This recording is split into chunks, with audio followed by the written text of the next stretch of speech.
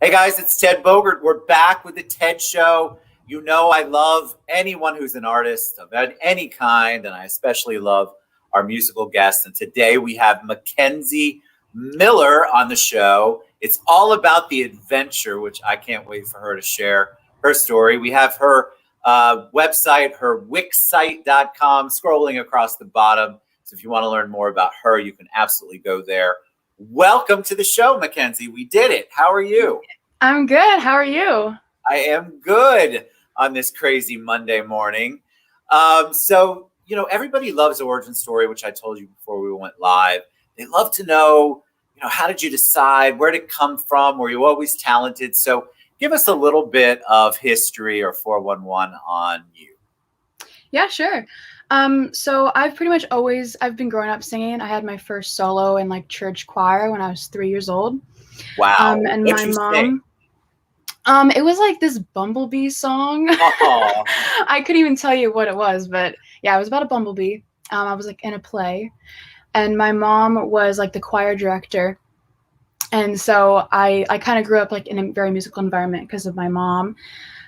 She was a jazz player. She played saxophone and stuff. And so Your mom played sax. That's fascinating. She did. She was playing jazz bands and stuff and do gigs around where she lived. Yeah, so you were born with some sort of talent. You could say that maybe.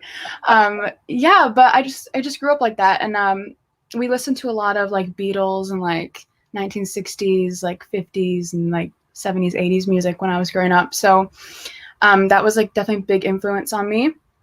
And so when I was around 8, I started writing my own little songs and poems. Okay, let's talk about 8. I love to hear the story of when people start writing. So at 8 years old, what is motivating? What is inspiring you to write?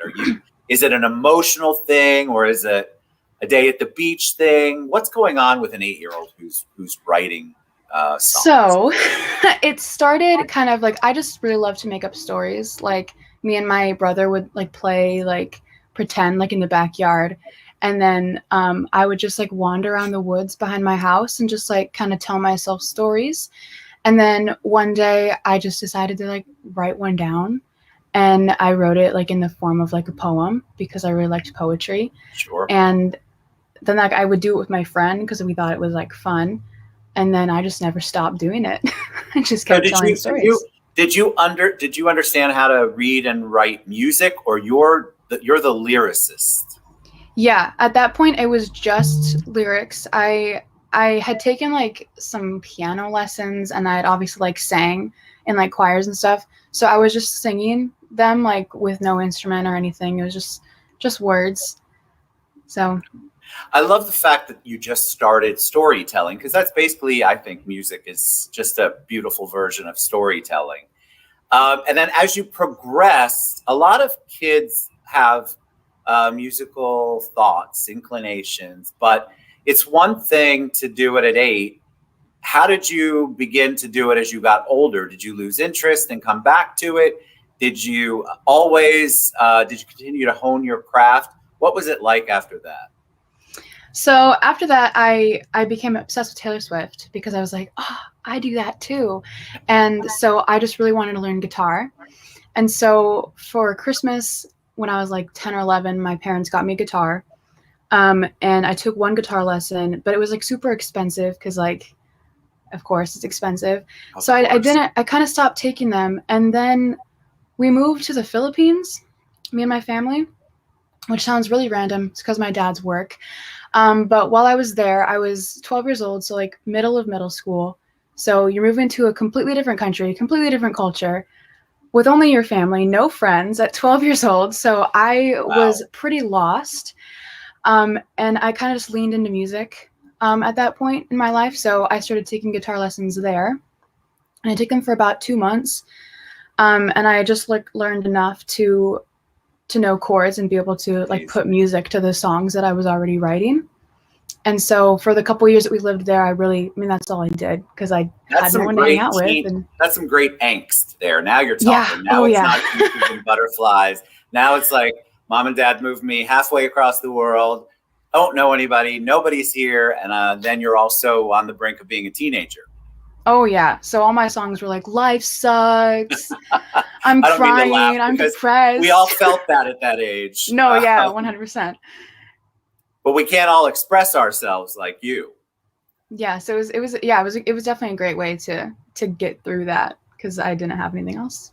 And then at what point did you realize I want this to be my career? Probably around the same time. It was around then that like Instagram started becoming a thing. And so I started like posting music videos and like I really loved to perform. Like I'd done like singing competitions like back home in America and I really loved it. And so I was like, I really want to do this. And my parents were super supportive because they were like, wow, you can actually write songs. Like, where'd that come from? So yeah, when we moved back to America, I started just like playing open mics, gigging. I got a job as a performer in a wine bar when I was 14. Wow. And so every Saturday night I would play 2-hour sets of original music. What was that like?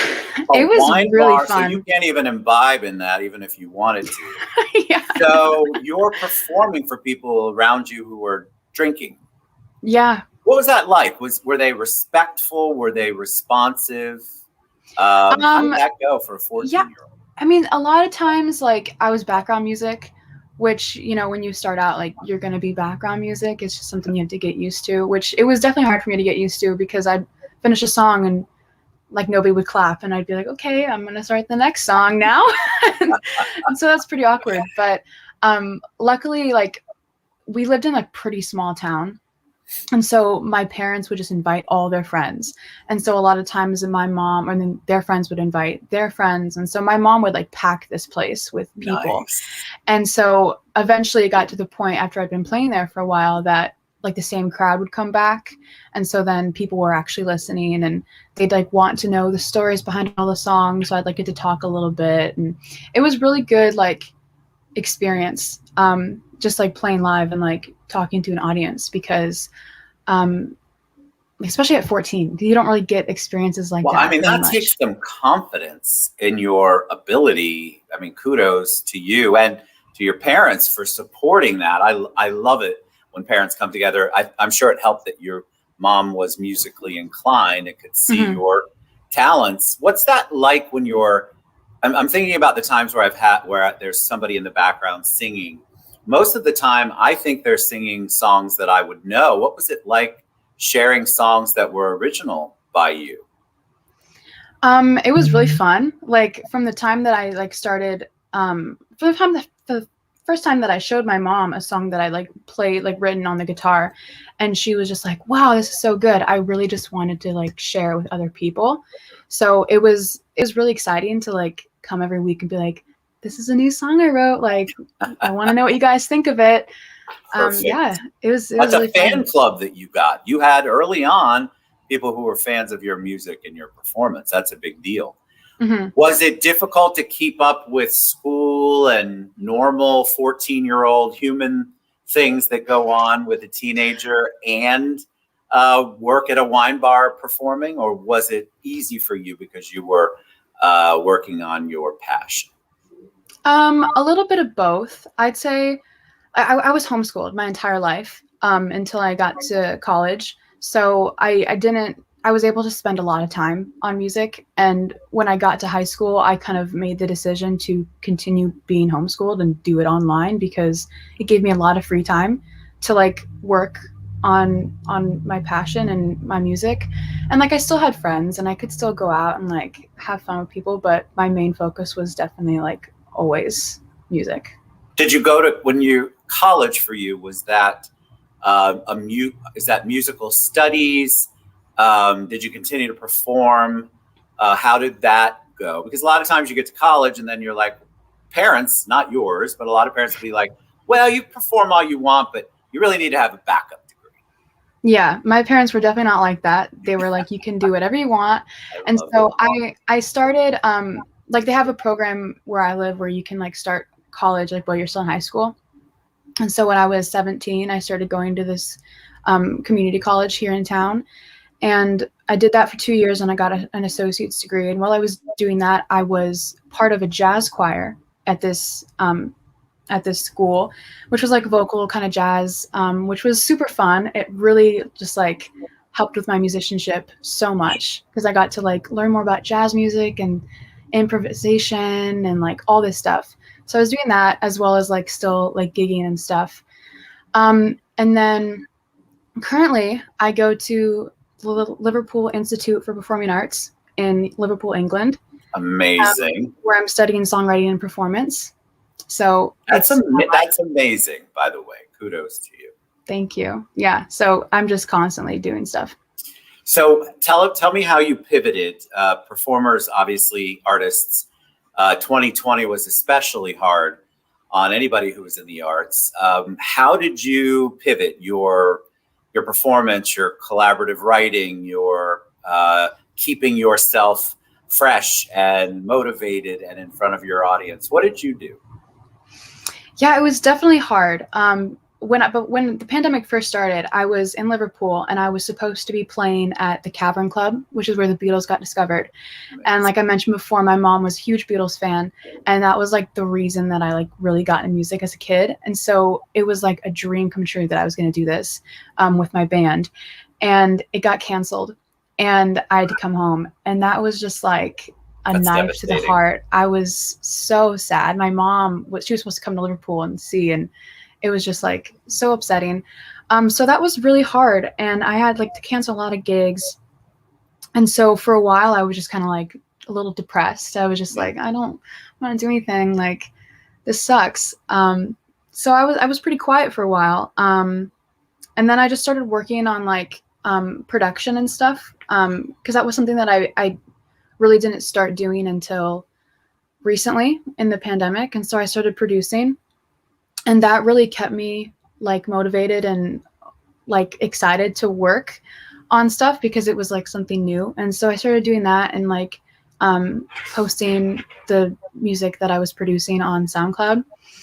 And yeah, that was pretty. That's cool. And I think what was a blessing for a lot of the artists, I'll ask you if it was for you, was that as soon as everything shut down, all of us businessy kind of people started using Zoom. So we were getting used to meeting and talking and engaging over this platform, which to me, for a lot of the artists I talked to, was such a benefit for them, because now people were more accepting of Mackenzie performing on Zoom or whatever platform, rather than everything having to be in person, since there were no in-person concerts. Yeah. Was that the same for you? Did you feel like people immediately are like, okay, cool, she's back, she's on social media, we're good? Yeah, I was definitely getting a lot more views on videos I was posting, and like people were showing up to live streams more, because it was like there's nothing better to do. So that was that was definitely good. Yeah. It's terrible to say that, but that's exactly what that drove up my show's viewership. I feel like for you as an artist, it just opened so many more doors. You had now another platform for people to be able to see you on a regular basis. Because before, I think a lot of old people like me, we would look at videos and then scroll through quickly. And I think we got used to really looking at videos and taking a little more time. And so I'm very happy to hear that you were able to pivot. What's on the agenda for the future? What are your plans? So many exciting things. So I just put out a single on Friday. It's called Peach Lemonade, and it's done really well so far. I think we're at 3.4 thousand streams so far. It's only been out since Friday, so I'm really happy about that. And then, yeah, just like lots more gigging. I got a couple more song releases coming up in the summer. And yeah, just... Will you eventually go back to touring of any kind? I really hope so. I'm hoping, I mean, if not this summer, then definitely next summer. I'd like to take some time and go on a little tour, maybe. I'd like to go back to the wine bar that I used to work at, because I moved to Seattle after that. So I love it. You want to go back to the wine bar. That's cool. Kind of see where you kind of go back to those roots. All right. So we are blessed that you're going to sing for us today. Tell me what you are singing. First, I'm going to sing a song called Enough. It's about kind of loving someone that is never really satisfied with you. And then I'll play my single that just came out, Peach Lemonade. Fantastic. All right. So you guys all know that this is where I take myself off and we let Mackenzie work her magic. Mackenzie Miller. Here we go.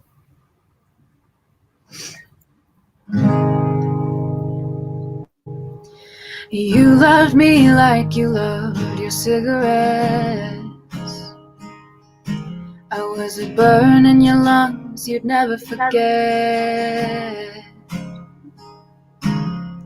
And you loved me like you loved the sunsets,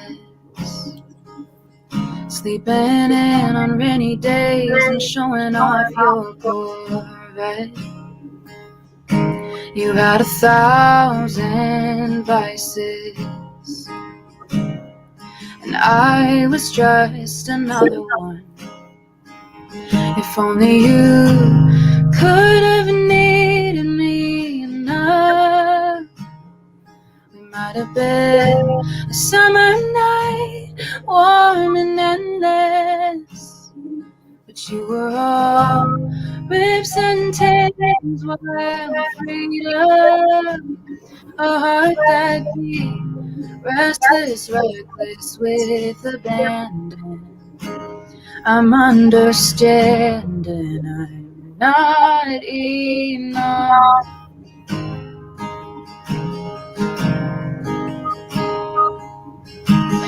You loved me like you love the smell of gasoline.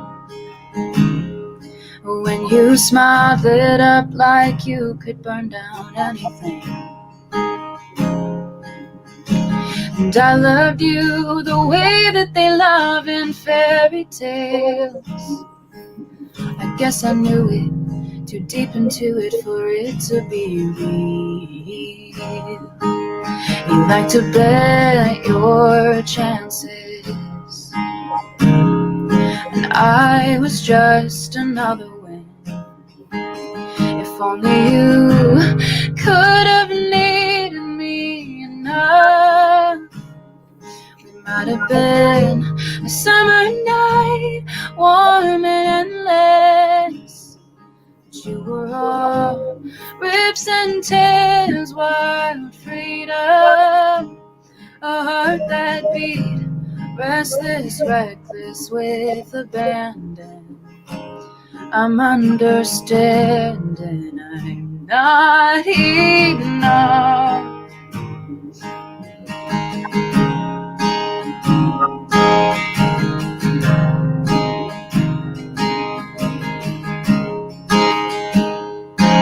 And it's a bad, bad habit, the way I play with my chest. It's like a savior's complex, a drug with no effects. At first, if only you could have needed me enough, we might have been a summer night, warm and endless. But you were all rips and tears, wild freedom, a heart that beat, restless, reckless with abandon. I'm understanding I'm not enough. Wow. Okay. So I'll tell you the truth now that you've done the first song. The truth of the matter is, and if you watch my show, you know this, I take myself off for two reasons. One, nobody wants to see me dance if it's a fast song. Two, nobody wants to see my face because it can't hide it if it's really bad. So I have had more than my fair share of American Idol auditions on here, you know, the ones that we all watch the show for. That was beautiful. Thank you. Beautiful. Wow, just beautiful. I loved how you I didn't expect you to go up so much on that I'm not really a musician, but I do know toward the end you really reached, you went up, and I loved that. I just thought it was beautiful. That was great tone. I'm not Paula Abdul. That's a great, just everything sounded good. It was perfect. Loved it. Thank Absolutely. you. Thank you so much. Do you get emotional when you hear Sorry, it? When what was I was listening to you, I was getting a little emotional because I think we have all felt that we're not enough. And I just thought it was, do you get that way when you sing? I lost you. I don't think I can hear you. Oh, no. Can you hear me? I can hear you. I can't hear you. I don't know what happened. Play your song. Play the next one. Go ahead and sing. You want me to just play? Okay. This one is the single that just came out. Peach Lemonade. Ooh, ooh, ooh. I look for you in the faces that I pass by. I don't notice that I try. It's just a habit, I guess. I felt some peace in the wet summer heat of July. You didn't notice that I cried. In secret I was a mess. 'Cause between warm beers and front porches we found something sweet. Let it all bear, changed courses, you always taste like peach lemonade. Ooh, remember the way you smell when you get home from work. The day lingers on your shirt. I taste the curses on your mouth. I worship these hands, fervent, callous, scraping but tender, burning hot like a temper. Follow you all the way down. And inside dark rooms and slow kisses we found this white heat. My muse, you got me singing, you always taste like peach lemonade.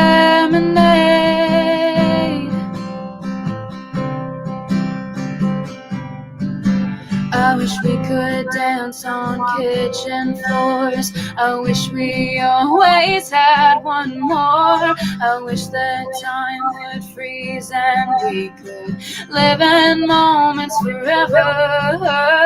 I wish that I had every day. I wish I wasn't worlds away. I know that good things come and go, but I'll be yours forever. I'll always stay, even if I'm not always with you.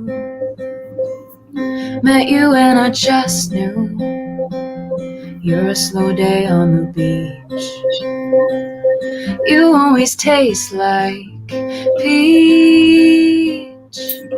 Hey, you always taste like peach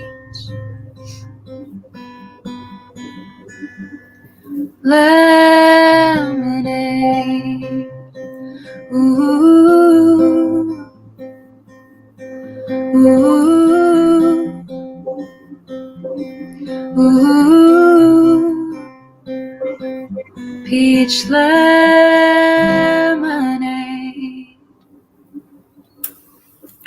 Can you hear me? You're muted. Now unmute me. And then I'll tell you. There we go. I think that. There, can you hear me? Yes. Oh, good. All right. So the first song, incredibly emotional. Second one, wow. All right. So Peach Lemonade, we have questions, of course. Where does that reference come from? Because Okay. when you told me Peach Lemonade, I don't do much research, so I didn't listen before, obviously. Or I thought that's going to be a fun, upbeat beach song. I don't know why. So tell us the meaning, or tell us the whole thought process behind Peach Lemonade. Of course. So it's actually inspired by my boyfriend. It's about the peach lemonade at Wendy's. So super random, but nobody's even like tried this. Like anyone that I've talked to, they're like, they've got peach lemonade at Wendy's. I had no idea. But like, it's such like a random thing, right? And since our first date, he always orders it every time we go to Wendy's. It's the only thing. And he'll be like, you know, I'm gonna get something different today. I'm gonna get like a Coke. And I'm like, no, you're not. And then at the last second, he's like, actually, can I have a peach lemonade? And so he always ordered peach lemonade. And I just thought that was such a really beautiful, like little detail. And so I really wanted to write a song called Peach Lemonade because I thought that it was just something that stood out to me, like in life. And to tell you the truth, I wrote 4 or 5 different versions of that song called Peach Lemonade before I wrote this one. And because all of them were just like, no, it's not right. It's not right. This isn't it yet. But then I wrote this one in like October, and I was like, yeah, this is my Peach Lemonade. Beautiful, beautiful, beautiful. Your voice, it's very, I mean, you probably know this, but it's rare, or rarer than, especially since I've had a lot of musicians on the show or artists, it's rare to have both talents, all of those talents. You can play, you can write, and you can sing. Usually something gives in on that, and you got 1 out of 3 or 2 out of 3. You're definitely the trifecta. That was absolutely Thank you very much. beautiful. All right. So how do we find you? What's the best way for people to find your music, to reach out to you on social? Tell them. Of course. Best way is probably Instagram. I'm on there all the time. And that's at Mackenzie Miller official _ So, and then also my SoundCloud, which is just Mackenzie Miller. You can find it at my Instagram. And on Spotify, which is also just Mackenzie Miller. So fantastic. You're awesome. Come back anytime you have anything you want to release. Y'all get behind our artists. They need as much support as possible. It's been a crazy year for them. And so as 2021 comes back, we love spotlighting talent like Mackenzie, because that is the kind of music we want and need. So thank you so much for being on the show. You're a joy. Thank you so much for having me. It was great. All right, guys, we'll be back. Check out Mackenzie